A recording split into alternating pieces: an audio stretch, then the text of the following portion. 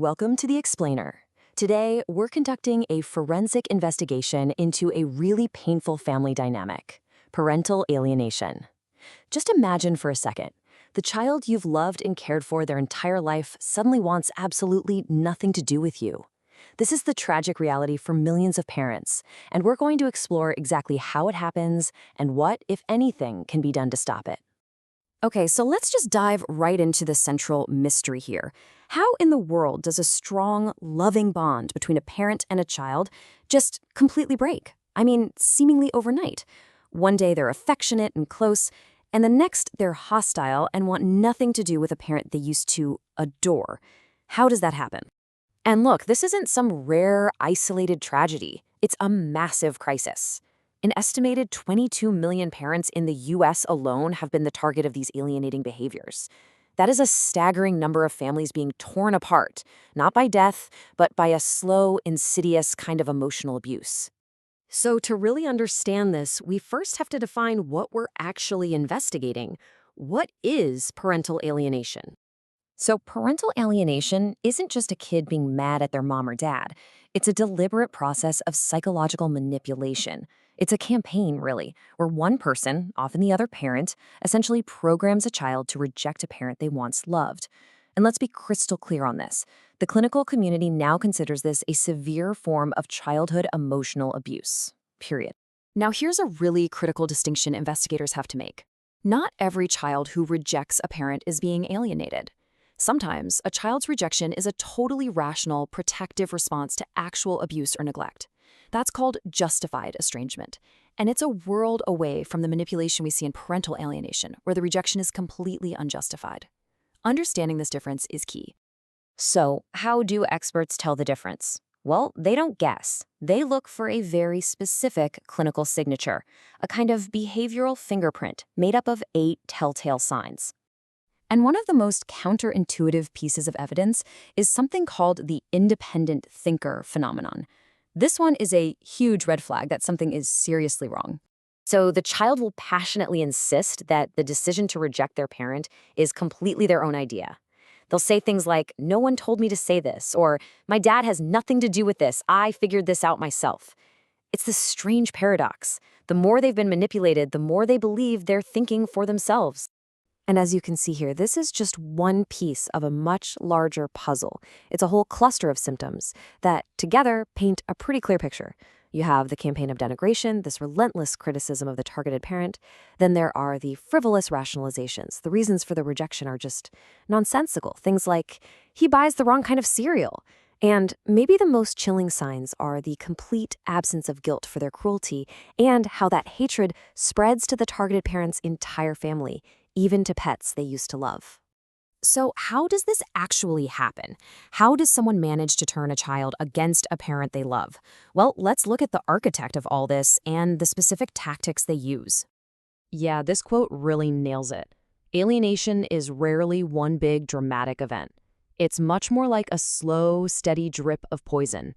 It's a deliberate, relentless campaign to erode the child's love and trust, and it's all driven by a parent who is putting their own need for revenge ahead of their child's well-being. Honestly, the tactics are like something out of a cult leader's handbook. Researchers have identified at least 17 of them. They do things like erase the past by taking down all the photos of the other parent, or start calling mom by her first name. They might encourage betrayal by asking the child to spy on the other parent. It's a full-on psychological assault. So, if you're the target of this kind of campaign, what in the world are you supposed to do? Well, the most effective responses are often the exact opposite of what your instincts are telling you to do. Your gut reaction when you're being falsely accused is to get angry, right? To defend yourself. But that is a trap. It just feeds the alienator's narrative that you're unstable and out of control. The number one rule, the key to surviving this, is what experts call radical calm. Staying calm and empathetic in the face of all that hostility is your single most powerful weapon. Now, for written communication, which can get used against you in court, experts recommend the BIF method. It's an acronym. Keep it brief, informative, friendly, and firm. You stick to just the facts. For example, "Hi Jane, confirming I'll be picking up Sam at 5 p.m. on Friday. Let me know if that changes. Thanks, John." That's it. Boom. Done. You don't get sucked into a hostile exchange. And for those really tense face-to-face or phone conversations, there's the ER statement. It stands for empathy, attention, and respect. Saying something like, I can hear how upset you are, and I really want to understand, can de-escalate about 90% of upset people in under 30 seconds. It works because you're validating their feelings without agreeing with their twisted version of reality. But, self-help isn't always enough. In really severe cases, when the alienation is deeply entrenched, you have to call in specialized professionals and maybe even get the courts involved. And this is where it gets tricky. Standard family therapy can actually make alienation worse because an untrained therapist might accidentally validate the child's brainwashed beliefs. What you need is a specialist who's trained in reunification. And look at the success rates for these intensive programs. We're talking 90, 95%. They can be a real lifeline. The legal system is often the last line of defense, and these cases teach a really critical lesson. When courts act decisively and early, like in the UK case or the first Ontario case, the chances of success are really high. But look at that third case. The court acknowledged alienation was happening, but they ruled it was too late because of all the delays. The judge felt that reversing custody at that point would be too traumatic.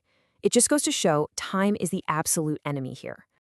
So what happens when these kids grow up? Do they ever find their way back to the parent they were taught to hate? Let's look at that long, hard road reconnection. Well, as alienated children get older, they start to think for themselves. They do some reality testing. Sometimes there's a specific trigger. Maybe the alienating parent turns on them.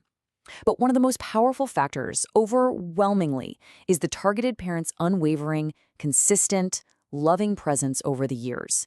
It provides a safe place to land when they're finally ready to see the truth.